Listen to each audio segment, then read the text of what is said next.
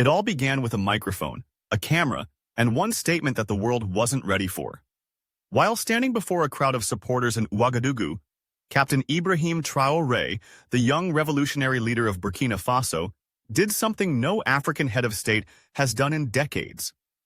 He called out the United States directly, boldly, and with chilling precision. "When a foreign general speaks about our gold as if it belongs to him," Traoré said, his voice calm but sharp as steel, "it is no longer about minerals, it is about sovereignty, and Burkina Faso will never be a colony again." The crowd erupted, but it wasn't just the people of Burkina Faso who heard those words. The clip went viral within hours, and in Washington, panic set in. Because this wasn't just a rhetorical jab, it was a direct hit at the core of U.S. operations in the Sahel. Traoré had not only refused to play along with Western mining contracts and military dictates, he had nationalized key gold reserves, expelled foreign forces masquerading as advisors, and sealed off backdoor financial channels that for decades quietly funneled African wealth into Western vaults. And now, for the first time, someone was naming names. The U.S. general who had accused Traoré of misusing Burkina Faso's gold reserves, an offhand comment during a Senate hearing that was never meant for African ears, suddenly found himself on the defensive. His words, leaked, translated, and amplified, became symbolic of the very arrogance that had long defined Western policy in Africa. Traoré seized the moment. "If protecting our gold makes me dangerous, then I accept the title," he said in another address, this time flanked by local miners and national soldiers.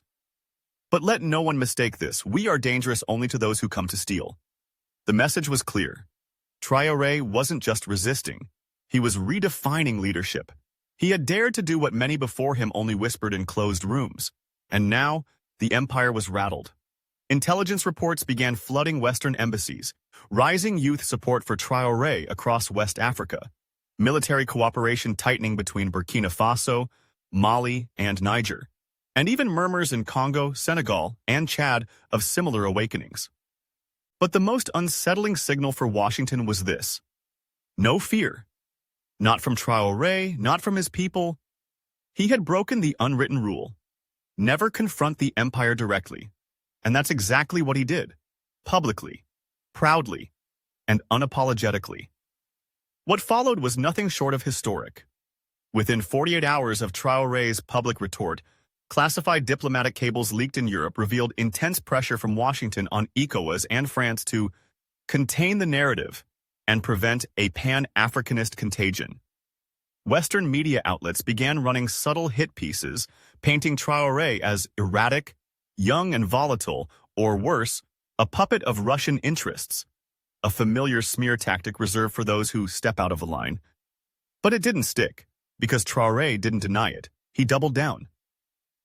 In another explosive speech delivered from a gold mining site recently reclaimed from foreign operators, he stared directly into the camera and said, "You call us allies when we give, terrorists when we say no. But we are not afraid anymore. Let your lies burn in the fire you lit." The response was electric. Online, the African diaspora began hailing him as Africa's last lion. In Bamako, crowds gathered holding up signs that read, "Traoré speaks for us." Even in South Africa, youth leaders invoked his name as they marched against Western corporate land grabs. But perhaps the most devastating blow to the U.S. didn't come from Traoré's speeches. It came from numbers. In a closed-door G7 meeting in Brussels, a report was tabled showing a 63% drop in gold export flow from Burkina Faso to Western-controlled refineries in just 3 months. Billions were at stake. Contracts frozen. "Traoré is bleeding us dry," one European trade official was quoted as saying, his voice cracking in disbelief. "We underestimated him," gravely.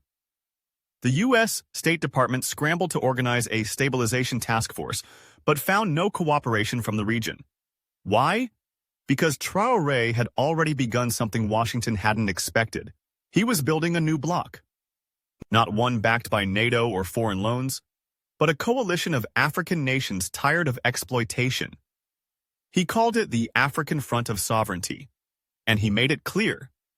This is not a war of guns, it is a war of dignity, and in this war, we will not retreat. Inside the Pentagon, the atmosphere shifted from strategic concern to quiet alarm. A classified risk memo labeled African Sovereignty Wave began circulating among U.S. military intelligence circles. Traoré was no longer seen as a regional nuisance. He was now considered a symbol, a threat, a narrative disruptor. One senior U.S. analyst wrote bluntly in a now-leaked email, "This man is doing in the open what we've spent decades trying to prevent, uniting African countries under anti-Western economic principles.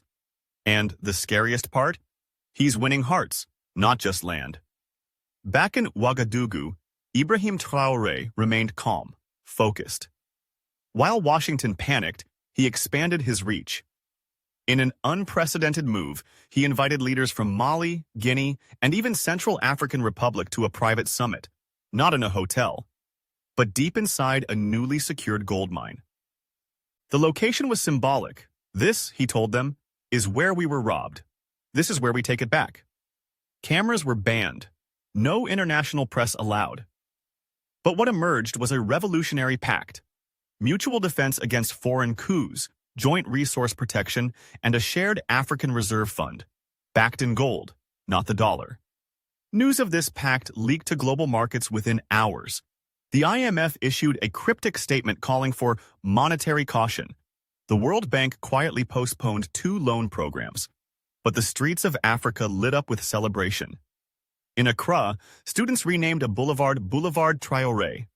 In Nairobi, murals of the young captain began appearing overnight. Social media exploded with hashtags, Traoré Effect, New Africa, and the most viral of all, #America is shook. And indeed, it was. At a televised Senate hearing in Washington, a visibly flustered general admitted, "We didn't take him seriously. We do now. Traoré is rewriting the rules." Behind him, silent but undeniable, was the growing realization that for the first time in modern history, an African leader wasn't begging for aid. He was building an empire. One rooted not in conquest, but in reclamation. Of course. Here is the continuation in English, following the same bold and cinematic tone. Weeks later, Ibrahim Traoré stood before the United Nations in New York, not as a humble head of state from a developing nation, but as a rising symbol of global realignment. Unlike the polished diplomatic speeches that filled the halls, Traoré approached the podium in his simple military uniform, the signature red beret firm on his head and fire in his eyes. He carried no pre-written script. No interpreter stood by his side. He spoke in French, English, and even Moore, the language of his people, with clarity, pride, and a quiet defiance that pierced through the marble silence of the assembly hall. "We did not come here to beg," he began. "We came to tell the world. The era where others grow rich from Africa's blood and minerals is over. We do not want loans with hidden chains, we want justice, and we will take it ourselves." There was no polite applause, no diplomatic nods, only stunned silence behind, because for the first time in decades, someone was speaking a language the West had refused to hear, the language of an Africa that no longer bowed. "You speak of democracy, yet you fund coups when our governments refuse to serve your interests. You speak of development, yet your companies drain our gold, our bauxite, our uranium, leaving nothing but poison and poverty. If that is your international order, then know this: Burkina Faso will stand outside it." His speech lasted only 14 minutes, but its impact roared across continents. Western media called it a dangerous populist rant. But across Africa, millions hailed it as a turning point. Online, he was no longer just Captain Traoré. He was being called something else, the voice of the uncolonized. China did not issue a statement, but their envoys quietly began trade talks with Burkina Faso using yuan instead of dollars. Saudi Arabia, in a rare move, invited Traoré to Riyadh to discuss a potential joint energy deal. And in what shook Washington the most, several Latin American nations, long aligned with U.S. foreign policy, quietly sent representatives to Ouagadougou. The balance had shifted. Traoré was no longer just a young captain who took power. He was becoming a doctrine, a symbol that fear was no longer a currency in the global south. As the sun set, over Ouagadougou, casting golden light across the presidential compound, Captain Ibrahim Traoré stood on the balcony overlooking his capital, a land once caught in the claws of silent colonizers, now roaring with pride. The world had watched him rise from a young revolutionary to the voice of a continent unafraid. They had mocked him, underestimated him, even tried to destroy him. But now they feared him, because he had done what America never dared: speak the truth, name the puppet masters, and refuse the invisible chains. He had reminded the global South that submission was a choice, and resistance was still possible. From the jungles of the Congo to the streets of Caracas, his name had become more than a headline. It had become a warning, a call, a movement. And while the empire scrambled to regain control, Traoré whispered to himself, a promise as steady as the wind through the savannah: Africa will not be sold, not a gauche.